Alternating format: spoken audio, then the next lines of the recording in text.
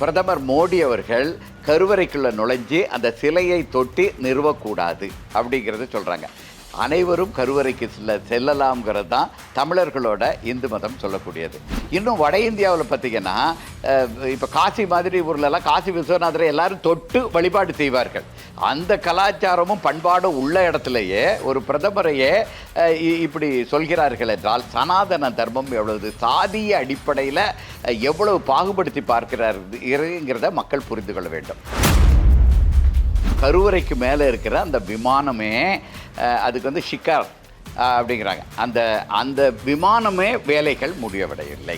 விமானத்தில் வேலைகள் முடிவடையவில்லை என்றால் நிச்சயமாக குடமுழுக்கு நடத்தப்படக்கூடாதுங்கிறது தான் இந்து வேத மறுமலர்ச்சி இயக்கத்தின் உறுதியான கருத்து. ருத்ரன்கிற ஒரு கடவுளை பற்றி சொல்கிறாங்க. என்னது எல்லாரும் என்ன சொல்லிடுவாங்க, இப்போ கேட்டால் ருத்ரனும் சிவனும் ஒன்று தான் அப்படிம்பாங்க. அது கிடையவே கிடையாது. நான்முகனால் படைக்கப்பட்டவர் தான் ருத்ரன்கிறது பிரம்ம புராணத்தில் சொல்கிறாங்க. அப்போ அவங்க சொல்கிற ருத்ரனும் நம்ம வச்சிருக்க இந்து மதத்தின் முழுமுதற் கடவுளும் ஒன்று கிடையாது. வட இந்தியாவில் இருக்கிறவர்களுக்கு கோயில் சாத்திரங்கள் தெரியாது, அந்த கோயில் குடமுழுக்கு நடத்துறது தெரியாது, அந்த சிலைக்கடியில் வைக்கிற சக்கரங்கள் தெரியாது, அருளூற்றுகள் இருக்கிற இடங்களில் கருவறையை எப்படி அமைக்க வேண்டும்ங்கிறது தெரியாது. ஒரு முறைகளும் தெரியாததுனால அவர்கள் திறப்பு விழாவாக நடத்தி கொண்டிருக்கிறார்கள். பிரதமர் மோடி அவர்கள் கருவறைக்குள்ள நுழைஞ்சு அந்த சிலையை தொட்டு நிறுவக்கூடாது அப்படிங்கிறத சொல்கிறாங்க. இது எதன் அடிப்படையில் சொல்கிறாங்க? அவர் மோடி பிற மண்ணினரான பிராமணர் வகுப்பை சேர்ந்தவர் இல்லை, சாதியில் தாழ்ந்தவர்ங்கிறது ஒன்று சொல்கிறாங்க.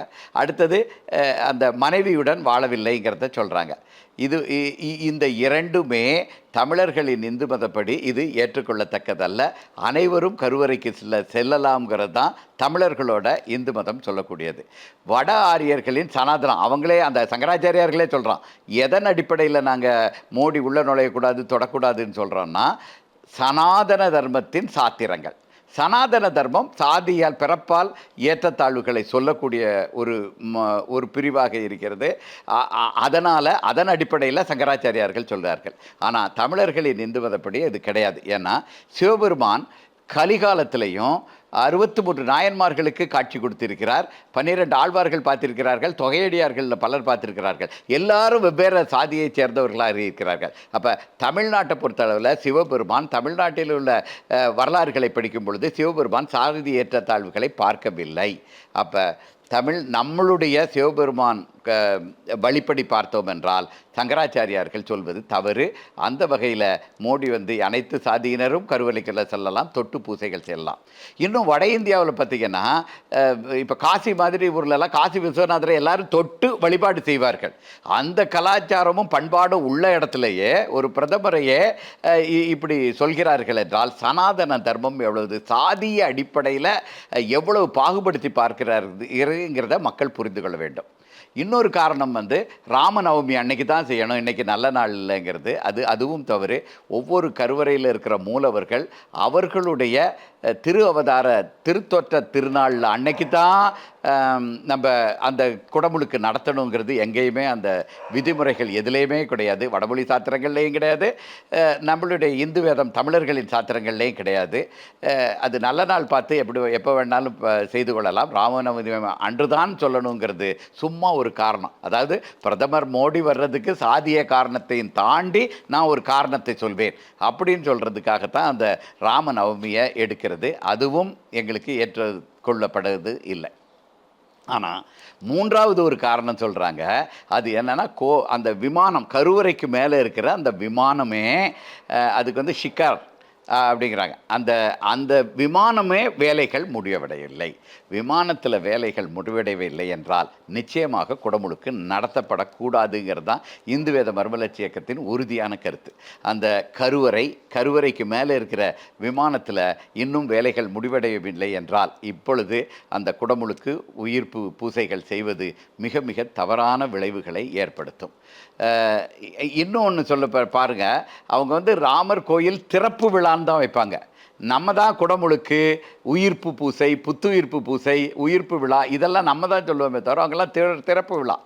ஏன்னா வடமொழியில் இருக்கிற அந்த வேதங்கள், வேதங்கள், இந்த சங்கராச்சாரியார் சொல்கிற இல்லையா சனாதன தர்ம சாத்திரங்கள், இது எல்லாமே என்னென்னா உருவ வழிபாட்டை எதிர்க்கக்கூடியவை. சிவலிங்க வழிபாடு 4 வேதங்கள்லேயும் சொல்லப்படவில்லை.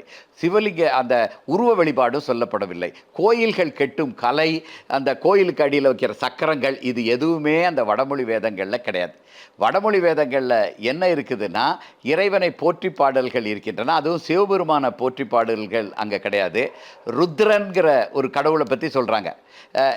என்னது எல்லாரும் என்ன சொல்லிடுவாங்க, இப்போ கேட்டால் ருத்ரனும் சிவனும் ஒன்று தான் அப்படிம்பாங்க. அது கிடையவே கிடையாது. ஏன்னா ரிக்வேதத்தில் ரொம்ப பின்னால் தான் ருத்ரனை பற்றி சொல்லப்படுகிறது. இந்த பிரம்ம புராணம்னு ஒன்று இருக்குது.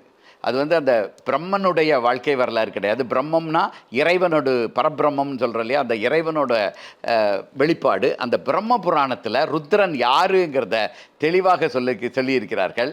நான்முகனால் படைக்கப்பட்டவர் தான் ருத்ரன்கிறது பிரம்ம புராணத்தில் சொல்கிறாங்க.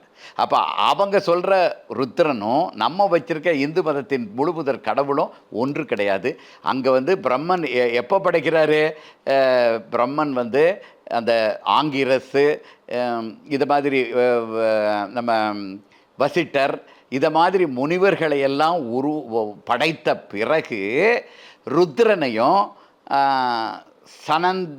சனத்குமாரையும் படைக்கிறார் அப்படிங்கிறது அந்த பிரம்மபுராணத்தில் சொல்லியிருக்கு. அப்போ அங்கே வேதங்களில் சொல்லப்பட்ட ருத்ரன்கிறது வேற, நம்மளோட சிவபெருமான் வேற.